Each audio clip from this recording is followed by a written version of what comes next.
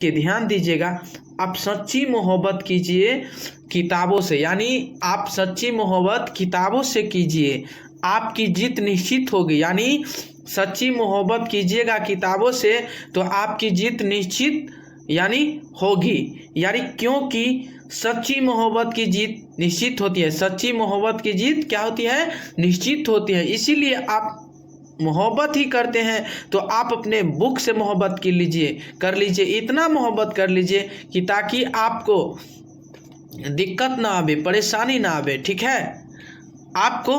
तो चलिए आज बताएंगे बहुत आसान बेहतरीन तरीका से। ध्यान दीजिएगा, आपका क्वेश्चन है, जो कि आपका क्वेश्चन है, बताइएगा आपका क्वेश्चन है फर्स्ट नंबर कि शंकु यानी शंकु का आयतन बराबर, शंकु का आयतन बराबर क्या होता है जी, तो शंकु का आयतन बराबर 1/3 pi R square H, 1/3 pi R square H होता है। शंकु का आयतन बराबर क्या होता है, 1/3 पाई आर स्क्वायर एच होता है।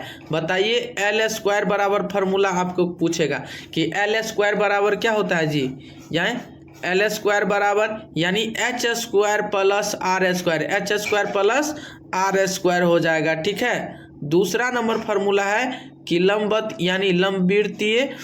यानी लंबवृत्तीय शंकु की यानी तिर्यक ऊंचाई बराबर, यानी एल बराबर, यानी जब ये यानी मार से भूत भागता है तो स्क्वायर हटाने से क्या कहाँ जाएगा जी, रूट में जाएगा, तो root under H square plus R square हो जाएगा आपको फाइनली आंसर। अब बताइए तीसरा नंबर फार्मूला है आपका शंकु की ऊंचाई बराबर, यानी शंकु की ऊंचाई बराबर हो जाएगा एच बराबर root under L square minus R square, root under L square minus R square हो जाएगा। चौथा नंबर क्वेश्चन बताइए आपका फार्मूला शंकु की आधार की त्रिज्या बराबर, यानी शंकु की आधार की त्रिज्या बराबर यानी आर बराबर root under L square minus H square, root under L square minus H square हो जाएगा आपको फार्मूला। बताइए अगला नंबर शंकु के वक्र पृष्ठ यानी पृष्ठ का क्षेत्रफल, यानी शंकु के वक्र पृष्ठ के क्षेत्रफल बराबर क्या होगा जी, पाई आर एल होगा, क्या होगा, पाई आर एल हो जाएगा, ठीक है। चलिए बताइए अगला नंबर क्वेश्चन के बारे में, ध्यान दीजिएगा आप लोग, और आप लोग इसे सब्सक्राइब भी कर लीजिए, लाइक भी कर लीजिए कि जो भी आप लोग को बीच इम्पोर्टेंट क्वेश्चन लाऊं तो आप लोग ज़रूर देख सकें और इसे याद करने का आसान बेहतरीन तरीका बताएंगे, ठीक है। 6 नंबर क्वेश्चन कि लंबवृत्तीय शंकु के संपूर्ण पृष्ठ का क्षेत्रफल क्या होगा, pi R into R plus L, क्या होगा, pi R into R plus L हो जाएगा जी। बताइए 7 नंबर क्वेश्चन शंकु का आधार का क्षेत्रफल, शंकु का आधार का क्षेत्रफल क्या होगा, पाई आर स्क्वायर, क्या होगा, पाई आर स्क्वायर। शंकु का आधार का क्षेत्रफल यदि पूछ लिया जाए तो यानी वृत्त का क्षेत्रफल भी आपसे पूछ लिया जाए तो क्या होगा जी, पाई आर स्क्वायर, क्या होगा, पाई आर स्क्वायर हो जाएगा, ठीक है। चलिए अगला नंबर क्वेश्चन है कि गोले का वक्र का यानी वक्र पृष्ठ का क्षेत्रफल, गोले का वक्र पृष्ठ क्षेत्रफल क्या होगा, 4 पाई आर स्क्वायर, यानी 4 पाई आर स्क्वायर हो जाएगा, ठीक है। बताइए 9 नंबर क्वेश्चन गोला का आयतन, गोला का आयतन बराबर क्या होगा, गोला का आयतन 4/3 pi R cube, 4/3 pi R cube, 4/3 pi R cube हो जाएगा गोला का आयतन बराबर। बताइए 10 नंबर क्वेश्चन कि अर्धगोले के वक्र पृष्ठ का क्षेत्रफल यानी 2 पाई आर स्क्वायर, क्या होगा, 2 पाई आर स्क्वायर हो जाएगा। अर्धगोले का वक्र पृष्ठ क्षेत्र क्या होगा जी, 2 पाई आर स्क्वायर हो जाएगा, ठीक है। यानी अर्ध मतलब आधा हो गया, यानी आधा कर दिया, ठीक है। चलिए बताइएगा अगला नंबर क्वेश्चन के बारे में, ध्यान दीजिएगा आप लोग। बताइए 11 नंबर क्वेश्चन है आपका, किसी अर्धगोला के संपूर्ण पृष्ठ का क्षेत्रफल यानी 3 पाई आर स्क्वायर, क्या होगा जी, 3 pi R square, 3 pi R square हो जाएगा, ठीक है। अर्धगोला का आयतन बराबर, अर्धगोला का आयतन बराबर, अर्धगोला का आयतन बराबर यानी 2/3 pi R cube, 2/3 pi R cube हो जाएगा। गोला का आयतन बराबर 2/3 पाई आर क्यू हो जाएगा।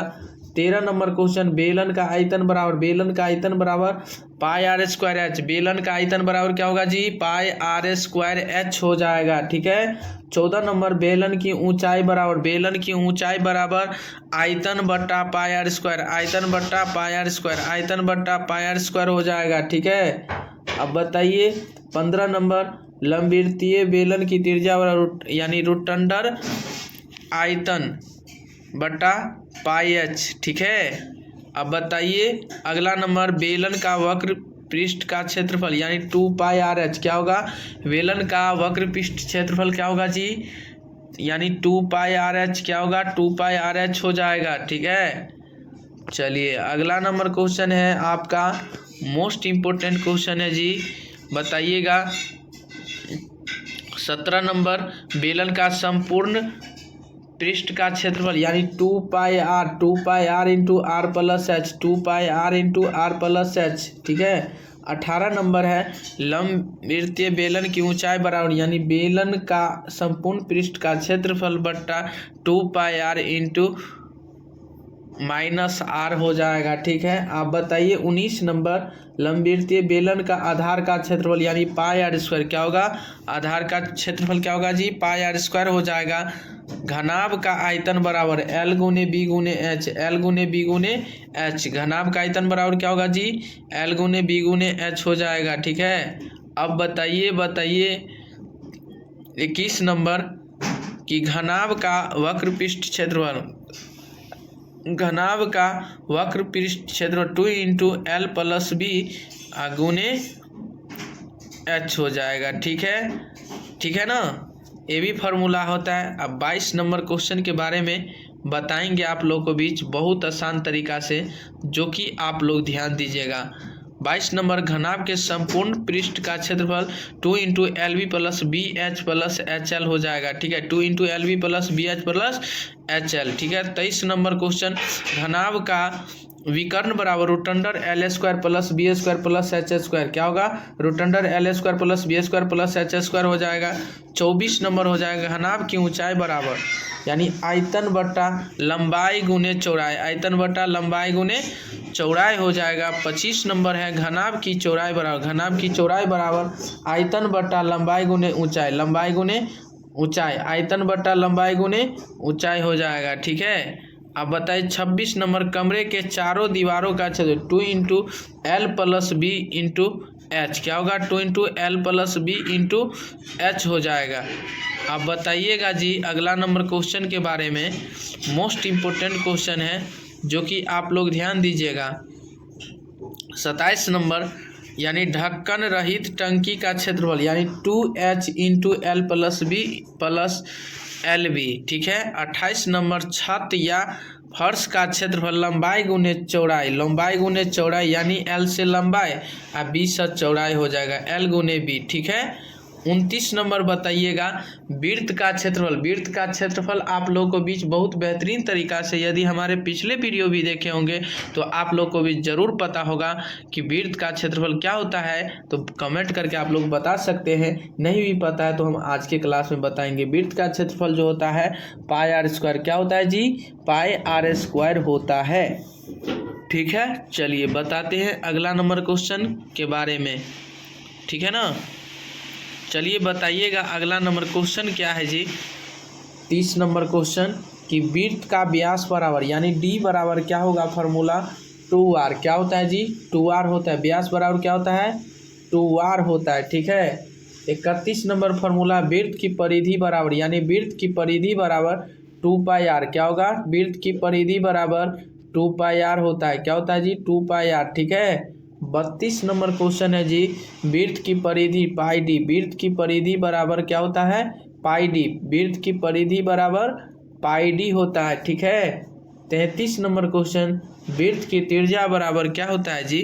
रोटंडर वृत्त का क्षेत्रफल बट्टा पाई। ठीक है ना, चलिए 34 नंबर, अर्धवृत्त की परिधि बराबर यानी अर्धवृत्त की परिधि बराबर pi R plus 2r, pi R plus 2r। अब इसको ऐसे भी कह सकते हैं। ठीक है, pi plus 2 into R, pi plus 2 into R भी हो सकता है। ठीक है ना, यही में आर कॉमन ले लिया है। ठीक है, तो चलिए अब ऐसे भी पाई आर प्लस 2r हो जाएगा। ठीक है ना, चलिए बताइएगा अगला नंबर क्वेश्चन, बताइए अर्धवृत्त का क्षेत्रफल बराबर है यानी पाई आर स्क्वायर बट्टा 2, पाई आर स्क्वायर बट्टा 2 हो जाएगा। ठीक है, 36 नंबर, आयत का परिमाप यानी आयत का परिमाप 2 इंटू लंबाई प्लस चौड़ाई, लंबाई प्लस चौड़ाई हो जाएगा 37 नंबर। आयत का क्षेत्रफल लंबाई गुने चौड़ाई, आयत का क्षेत्रफल बराबर लंबाई गुने चौड़ाई होता है। 38 नंबर क्वेश्चन, आयत का विकर्ण बराबर root under L square plus B square, यानी लंबाई स्क्वायर प्लस बी स्क्वायर हो जाएगा। तो उम्मीद करते हैं कि मेरे भाई और बंधु आप लोग बहुत अच्छा से समझ गए होंगे। तो आप लोग इसे आसान तरीका से अभी से ही रटना चालू कर दीजिए, ताकि आपको एग्जाम में आपको प्रॉब्लम ना आवे, कठिनाई ना आवे। अभी से ही रटना चालू कर दीजिए, ठीक है ना।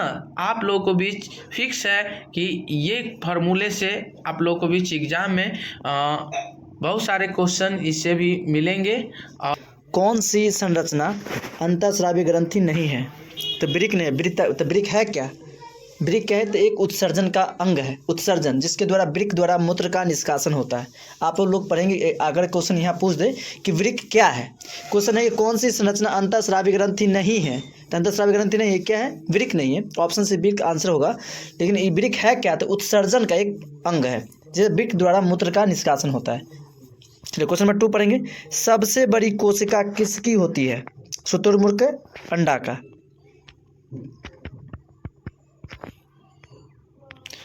नेक्स्ट क्वेश्चन नंबर 3, कौन सा कोशिकांग आत्मघाती थैली, आत्महत्या की थैली या आत्मघाती थैली कहलाता है? तो लाइसोसोम। 110 बार क्वेश्चन पूछा गया एग्जाम, बिहार पुलिस का मैक्सिमम एग्जाम में ये क्वेश्चन पूछता है कि आत्महत्या की थैली किसे कहते हैं। आत्महत्या लोग करते क्यों हैं, क्यों करते? यही एक टेंशन या सरप्राइज होता है, तो माइंडिटी का प्रेशराइज होता है, तो माइंड में क्या होता है, एक थैली है, तो क्या तो फटने की वजह से वो क्या होगा, या तो आत्महत्या करेगा, या तो कुछ जलाएगा, या अपने आप को मार डालेगा। उसी को बोलते हैं आत्महत्या, मतलब आत्मघाती हमला। नेक्स्ट क्वेश्चन है ये, तो आइए समझिए कि कौन सा कोशिकांग आत्मघाती थैला कहलाता है। तो लाइसोसोम। प्रकार क्या है? इसका वर्ड चुनना था, क्या होगा? प्रकार होगा। पृथ्वी किसकी परिक्रमा करती है? पृथ्वी, ये जान मान लो सन है, तो पृथ्वी किधर राउंड, इधर से लेकर के ऐसे से राउंड, ऐसे करके राउंड करके इधर से राउंड करती है। तो किसकी राउंड करती है, मतलब परिक्रमा, किसकी परिक्रमा करती है? तो सूर्य की। किसकी? सूर्य की। नेक्स्ट क्वेश्चन नंबर बताएंगे, क्वेश्चन नंबर 6, कौन सौरमंडल का सदस्य नहीं है? कौन सौरमंडल का सदस्य नहीं है? तो नक्षत्र। चंद्रमा पर क्या नहीं होता? वायुमंडल या जल? वायुमंडल और जल दोनों नहीं होता। आप कमेंट करके हमें बताएं कि नील आर्मस्ट्रांग ने चंद्रमा पर कदम कब रखा था? आप लोग को उम्मीद है कि आप लोग इस क्वेश्चन का आंसर दे पाएंगे। अगर नहीं हो तो हम क्वेश्चन का सलूशन कर बताएंगे अंत में। नील आर्मस्ट्रांग ने चंद्रमा पर कदम कब रखा?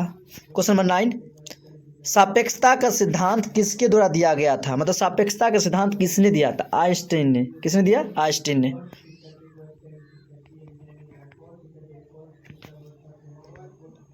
क्वेश्चन बताएंगे 10, लोहे का रासायनिक प्रतीक क्या है?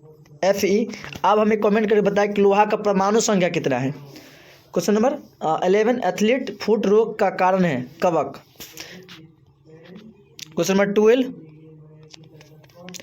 विटामिन ए मानव शरीर के किस अंग में संग्रहित होता है? लीवर। क्वेश्चन नंबर 13, पदार्थ की सबसे छोटी इकाई क्या है? परमाणु। दुनिया का सबसे लंबा पौधा कौन है? यूकलिप्टस।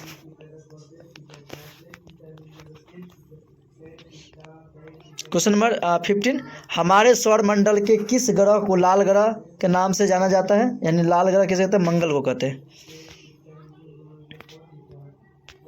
क्वेश्चन नंबर 16, उस प्रक्रिया का क्या नाम है जिसके द्वारा पौधे अपना भोजन स्वयं बनाते हैं? प्रकाश संश्लेषण।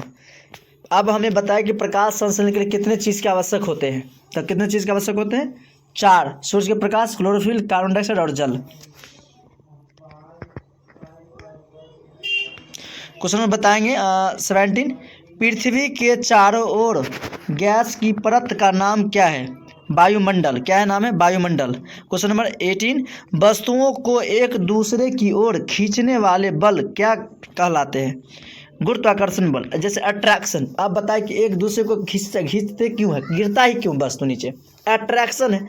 आपको जब इधर मोह होगा उधर आप जल्दी चले जाएंगे, जिधर मोह माया नहीं होगा उधर आप नहीं जाएंगे। तो ये होता है अट्रैक्शन, मतलब खींचना, अपने ओर आकर्षण करना। क्वेश्चन नंबर 19, बल का एसआई मात्रा क्या है? तो बल का एसआई न्यूटन है। भारत में प्रथम पुरुष, फर्स्ट पर्सन ऑफ इंडिया। आप पढ़ेंगे भारत के प्रथम में, भारत में पहला आदमी, मतलब भारत के में प्रथम। यहाँ से आपको ये तो आंसर होगा न्यूटन, यहाँ तो इसका आंसर है भारत में प्रथम पुरुष, यानी भारत के प्रथम पुरुष के बारे में आप जानेंगे कि भारत में प्रथम पुरुष कौन कौन और क्या क्या पद पर थे और क्या क्या करे थे। फर्स्ट पर्सन ऑफ इंडिया, तो आप बताएंगे हमें। तो पहले बताइए कि भारत का प्रथम पुरुष राष्ट्रपति का नाम क्या है? Doctor Rajendra Prasad, doctor Rajendra Prasad. Question number 2 पढ़ेंगे आप, भारत का प्रथम पुरुष उपराष्ट्रपति का नाम क्या है? डॉक्टर सर्वपल्ली राधाकृष्णन। इसी के जन्मदिन पर हम लोग मनाते हैं क्या मनाते हैं? शिक्षक दिवस, 5 सितंबर को। भारत का प्रथम पुरुष उपराष्ट्रपति का नाम क्या है? Doctor Sarvepalli Radhakrishnan. Question number पढ़ेंगे 3, भारत का प्रथम पुरुष मुस्लिम राष्ट्रपति का नाम क्या है? Doctor Zakir Hussain. Question number 3, doctor Zakir Hussain. Question number पढ़ेंगे 4, भारत का प्रथम पुरुष प्रधानमंत्री का नाम क्या है? पंडित जवाहरलाल नेहरू। भारत का प्रथम पुरुष उप प्रधानमंत्री का नाम क्या है? सरदार वल्लभ भाई पटेल। अब हमें बताएं कि सरदार वल्लभ भाई पटेल को सरदार की उपाधि किस आंदोलन में मिला था? क्वेश्चन नंबर 6, अंतरिक्ष में पहुंचने वाला भारत का प्रथम पुरुष का नाम क्या है? राकेश शर्मा। कितने बार गए आप बताएं, कमेंट करके बताएं। भारत के प्रथम पुरुष आईएएस का नाम क्या है? ईसा बसंत जोशी, ईसा बसंत जोशी। क्वेश्चन नंबर 8, भारत के प्रथम पुरुष आईपीएस का नाम क्या है? सत्येंद्रनाथ टैगोर, सत्येंद्रनाथ टैगोर। क्वेश्चन नंबर 9, भारत के प्रथम पुरुष रेल मंत्री का नाम क्या है? असफ अली। भारत के प्रथम पुरुष रेल मंत्री का नाम क्या है? असफ अली। क्वेश्चन नंबर 10, भारत के प्रथम पुरुष वित्त मंत्री का क्या नाम है? तो लियाकत अली। भारत के प्रथम पुरुष वित्त मंत्री का नाम क्या है? तो लियाकत अली। क्वेश्चन नंबर 11, स्वतंत्र भारत का प्रथम गवर्नर जनरल का नाम क्या है? Lord Mountbatten. भारत का प्रथम पुरुष शिक्षा मंत्री का नाम क्या? Abul Kalam Azad. Question number 13, Stalin पुरस्कार प्राप्त करने वाला भारत का प्रथम पुरुष का क्या नाम है? सफुद्दीन किचलू। क्वेश्चन नंबर 14, भारत रत्न पुरस्कार प्राप्त करने वाला भारत का प्रथम पुरुष का नाम क्या है? Doctor Sarvepalli Radhakrishnan. Question number 15, Jnanpith पुरस्कार से सम्मानित भारत का प्रथम पुरुष का नाम क्या है? श्री शंकर कुरूप। क्वेश्चन नंबर 16, भारत में प्रथम समाचार पत्र शुरू करने वाला प्रथम भारतीय पुरुष का नाम क्या है? जेम्स ए हिक्की। बिना ऑक्सीजन के एवरेस्ट की चोटी पर पहुंचने वाला प्रथम भारतीय पुरुष का नाम क्या है? शेरप्पा अंग दोरजी। शेरप्पा अंग दोरजी। क्वेश्चन नंबर 18, भारत के लोकसभा का प्रथम पुरुष अध्यक्ष का क्या नाम है? गणेश वासुदेव मावलंकर। क्वेश्चन नंबर 19, भारत के राष्ट्रीय कांग्रेस के प्रथम पुरुष अध्यक्ष का नाम क्या है? ब्रह्मेश चंद्र बनर्जी। क्वेश्चन नंबर 20, भारत के नोबेल पुरस्कार प्राप्त करने वाला प्रथम पुरुष का नाम क्या है? रविंद्रनाथ ठाकुर। विज्ञान के क्षेत्र में नोबेल पुरस्कार प्राप्त करने वाले प्रथम भारतीय पुरुष का नाम क्या है? सीवी रमन। क्वेश्चन नंबर 22, सर्वोच्च न्यायालय के प्रथम मुख्य न्यायाधीश पुरुष का नाम क्या है? हीरालाल जाकानिया यानी एच के जाकानिया। भारतीय ज्ञानपीठ पुरस्कार से सम्मानित प्रथम भारतीय हिंदी साहित्यकार का क्या नाम है? सुमित्रानंदन पंत। क्वेश्चन नंबर 24, पाक स्ट्रेट तैराकी प्रतियोगिता जीतने वाला प्रथम भारतीय पुरुष का नाम क्या है? वैद्यनाथ। क्वेश्चन नंबर 25, भारत का प्रथम पुरुष चुनाव आयुक्त का क्या नाम है? सुकुमार सेन। क्वेश्चन नंबर 26, सफल हृदय प्रत्यारोपण कराने वाले प्रथम सफल पुरुष का नाम क्या है? देवी राम। क्वेश्चन नंबर 27, विश्व बिलियर्ड्स किताब विजेता प्रथम भारतीय पुरुष का नाम क्या है? विल्सन। 28, भारत का प्रथम चीफ ऑफ आर्मी स्टाफ क्या नाम था? राजेंद्र सिंह। क्वेश्चन 29, विश्व बैंक के प्रथम भारतीय प्रबंध निर्देशक का क्या नाम है? गौतम काजी। क्वेश्चन नंबर 30, भारतीय वायुसेना में प्रथम मार्शल पुरुष का नाम क्या है?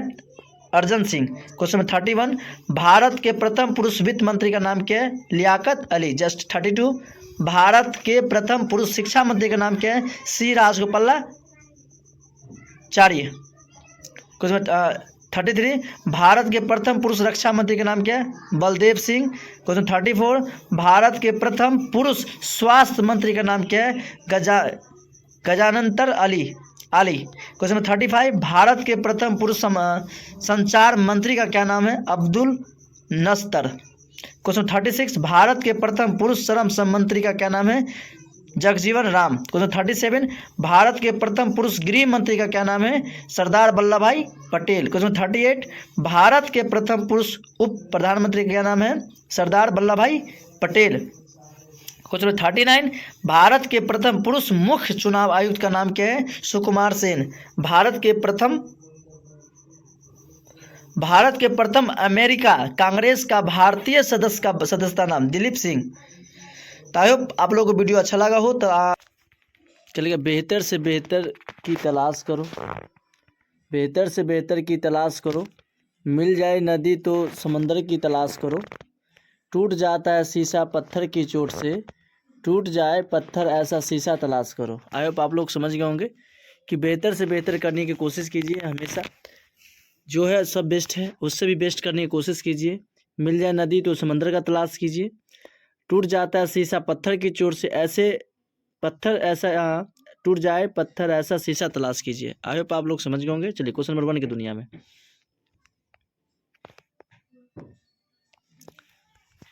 प्रकाश के किरणों के समूह को क्या कहते हैं?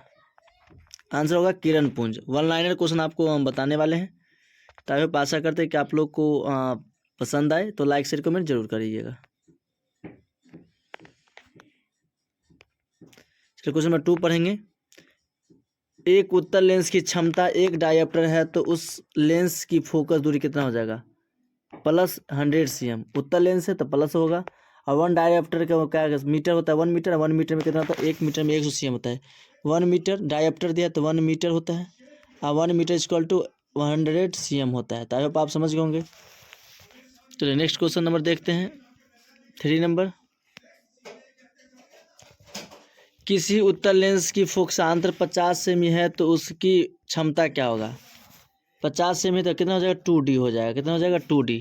उत्तल लेंस से अगर अवतल होता तो -2D होता। नेक्स्ट क्वेश्चन में देखेंगे 4 नंबर क्वेश्चन। प्रकाश की किरण गमन करती है सीधा रेखा में। उत्तल लेंस की क्षमता होती है धनात्मक, अवतल की क्या होती है? ऋणात्मक। नेक्स्ट क्वेश्चन नंबर देखेंगे 6 नंबर क्वेश्चन। सोलर कुकर में प्रयोग किया जाता है अवतल दर्पण का। काल्पनिक प्रतिबिंब होता है सीधा। क्वेश्चन नंबर 8, अवतल लेंस की क्षमता होती है ऋणात्मक। क्वेश्चन नंबर 9, किस दर्पण से हमेशा वस्तु से छोटा प्रतिबिंब प्राप्त होता है? उत्तल दर्पण। प्रकाश का वेग न्यूनतम कहाँ होता है? कांच में होता है। सबसे ज़्यादा किस में? तो कांच में कम होती है। तो सबसे अधिक किस में होता है? कमेंट करके बताएं। क्वेश्चन नंबर 11, मोटर गाड़ी के चालक के सामने क्या लगा रहता है? उत्तल दर्पण। क्वेश्चन नंबर 12, प्रकाश के परावर्तन के कितने नियम हैं? 2। फोटोग्राफी कैमरा का अभिदृश्य होता है उत्तल लेंस का, मतलब किसका बना होता है? उत्तल लेंस का। क्वेश्चन नंबर 14, निम्न में से कौन सा पदार्थ लेंस बनने के लिए प्रयुक्त नहीं किया जा सकता? आंसर होगा मिट्टी। मोस्ट भी क्वेश्चन है, आप अंत तक बने रहें तो आई होप आशा करते हैं कि आपको अच्छा से खासा साइंस का क्वेश्चन बन सके ऑब्जेक्टिव। और सब्जेक्टिव के लिए आपका अपना चैनल को KVS कोचिंग सेंटर पर अगर नहीं है तो लाइक शेयर कमेंट जरूर करें। चलिए, क्वेश्चन नंबर पढ़ेंगे 15, उत्तल लेंस को क्या कहते हैं? अभिसारी लेंस। अवतल लेंस को क्या कहते हैं? अपसारी लेंस।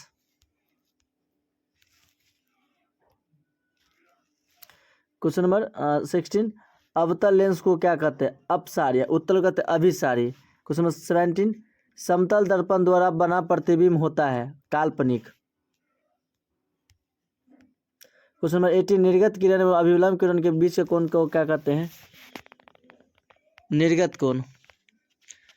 क्वेश्चन नंबर पढ़ेंगे 19, किस दर्पण से वस्तु का बड़ा प्रतिबिंब बनता है? अवतल दर्पण। जब प्रकाश की किरण हवा की कांच में प्रवेश करती है तो मुड़ जाती है। चलिए कमेंट करके बताएं किधर मुड़ जाती है। Question number 21।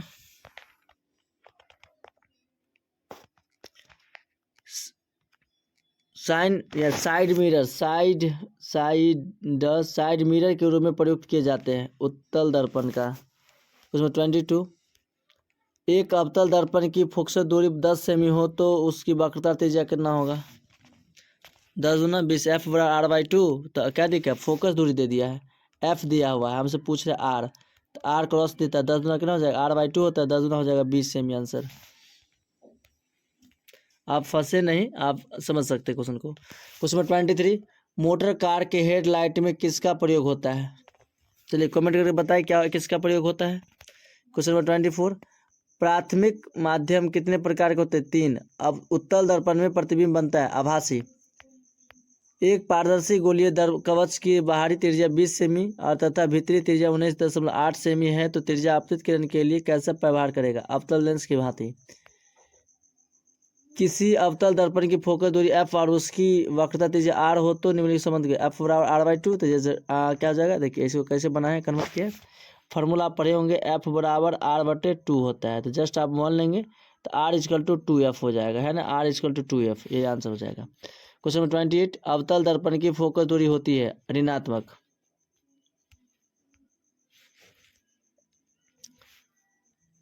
क्वेश्चन बताएंगे 29। तालाब का जल कम गहरा दिखाई देने का कारण क्या है? अवतल दर्पण। दाढ़ी बनाने में किस प्रकार के दर्पण का प्रयोग किया जाता है? अवतल दर्पण का। अब हमें कमेंट करके बताएं कि रोगियों के नाक कान गला चेक करने किस दर्पण का प्रयोग करते हैं। Question number. गोलीय दर्पण में फोकसांतर व वक्रता त्रिज्या के बीच का संबंध क्या होगा? तो F बराबर आपको फर्स्ट नंबर क्वेश्चन जो रहा कि आपको फिर महत्वपूर्ण बातें हैं कि यदि कोई किरण किसी रेखा पर आधारित हो तो इस प्रकार बने तो यानी आसान कोण का योग कितना होगा? आसन्य कोण का मान जो होगा 180 डिग्री के बराबर होता है। कितना डिग्री के बराबर? 180 डिग्री के बराबर ही होगा, ठीक है। चलिए दूसरा नंबर बात है कि त्रिभुज के तीनों कोणों का योग यानी त्रिभुज का तीनों कोणों का योग कितना होता है बताइएगा। त्रिभुज के तीनों कोणों का योग 180 डिग्री के बराबर होता है। कितना डिग्री के बराबर? 180 डिग्री के बराबर। आसन्य भुज का कोणों का योग आपको पूछ लिया जाए तो 180 डिग्री के बराबर। त्रिभुज के तीनों कोण का मान 180 डिग्री के बराबर, ठीक है। चलिए बताइएगा अगला नंबर क्वेश्चन के बारे में। महत्वपूर्ण बातें हैं जी। तीसरा पॉइंट, चतुर्भुज के चारों कोणों का योग बराबर यानी चतुर्भुज के चारों कोण का योग बराबर 360 डिग्री होता है। कितना डिग्री? 360 डिग्री के बराबर होता है। कितना डिग्री के बराबर? 360 डिग्री के बराबर होता है। बताइए 4 नंबर बात है, n भुजाओं के यानी समभुज का प्रत्येक अंतः कोण बराबर क्या होगा? तो 2n-4 बट्टा n समकोण होता है, ठीक है। 5 नंबर है आपका कि n भुजाओं के यानी समभुज का प्रत्येक यानी बहिष्कोण 4/n समकोण होता है। क्या होता है? 4/n समकोण होता है, ठीक है। चलिए छठा नंबर आप क्वेश्चन देखिएगा, महत्वपूर्ण क्वेश्चन है ये कि यदि किसी त्रिभुज की एक भुजा यानी बढ़ाई जाए तो इस प्रकार यानी बना बहिष्कोण दो अभिमुख अंतः कोणों के योग के बराबर होता है। क्या होता है? बहिष्कोण जो है ना, बहिमुख कोण जो है अंतः कोण के क्या होता है? बराबर होते हैं। क्या होते हैं जी? बराबर होते हैं। 7 नंबर, किसी त्रिभुज की समान भुजाओं के सम्मुख कोण क्या होता है? उसका सम्मुख कोण का क्या होता है जी? बराबर होते हैं। क्या होते हैं? बराबर होते हैं। बराबर होते हैं, ठीक है। चलिए बताइएगा अगला नंबर क्वेश्चन के बारे में।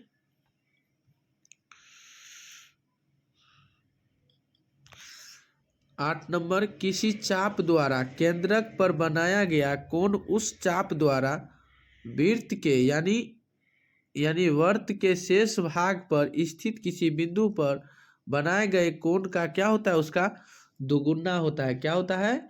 दुगुना होता है। ठीक है। 9 नंबर है, एक ही वृत्तखंड के कोण क्या होता है, एक ही वृत्तखंड के कोण क्या होता है, समान होता है। क्या होते हैं? समान होते हैं। क्या होते हैं जी? समान होते हैं। ठीक है। अगला नंबर क्वेश्चन बताइएगा, आपका मोस्ट इम्पोर्टेंट महत्वपूर्ण क्वेश्चन, कि किसी चक्रीय चतुर्भुज के सम्मुख कोणों का योग 180 डिग्री होता है, तो एक ही आधार पर तथा एक ही समानांतर रेखाओं के मध्य बने समांतर चतुर्भुजों के क्षेत्रफल क्या होता है, उसका बराबर होते हैं। क्या होते हैं? बराबर होते हैं। क्षेत्रफलों के यानी चतुर्भुजों के क्षेत्रफल क्या होते हैं जी? बराबर होते हैं। बताइए अगला नंबर है 11 का, कि एक समकोण त्रिभुज के कर्ण का वर्ग अन्य दो भुजाओं के वर्गों के योग के बराबर होते। क्या होते हैं? दो वर्गों के, यानी इसका बराबर ही होता है। अब बताइएगा 12 नंबर महत्वपूर्ण क्वेश्चन है, कि एक ही आधार पर तथा एक ही समांतर रेखाओं के मध्य बने त्रिभुज क्षेत्र में क्या होते हैं? समान होते हैं, यानी बराबर होते हैं। 13 नंबर, यदि एक त्रिभुज का कोण दूसरे त्रिभुज के कोण के बराबर हो और ये भुजाएं जिनके अंतर्गत ये कोण है एक ही अनुपात में क्या होते हैं? त्रिभुज क्या हो जाते हैं? समरूप होते हैं। क्या होते हैं जी? त्रिभुज क्या होते हैं? समरूप होते हैं। बताइएगा 14 नंबर, त्रिभुज की यानी मध्यिकाओं के यानी कटान बिंदु को क्या कहते हैं? त्रिभुज का मध्य केंद्रक कहते हैं। त्रिभुज का मध्य केंद्र यानी केंद्रक कहते हैं। 15 नंबर, किसी त्रिभुज की भुजाओं के लंब समद्विभाजक जिस बिंदु से होकर जाते हैं उसे परिकेंद्र कहते हैं। उसे क्या कहते हैं? परिकेंद्र कहते हैं। क्या कहते हैं जी? परिकेंद्र कहते हैं। 16 नंबर है महत्वपूर्ण, कि उस त्रिभुज के कोनों में समद्विभाजक जिस बिंदु पर मिलते हैं उसे त्रिभुज का अंतःकोण कहते हैं। क्या कहते हैं? त्रिभुज का अंतःकोण कहते हैं। 17 नंबर महत्वपूर्ण क्वेश्चन है, बताइएगा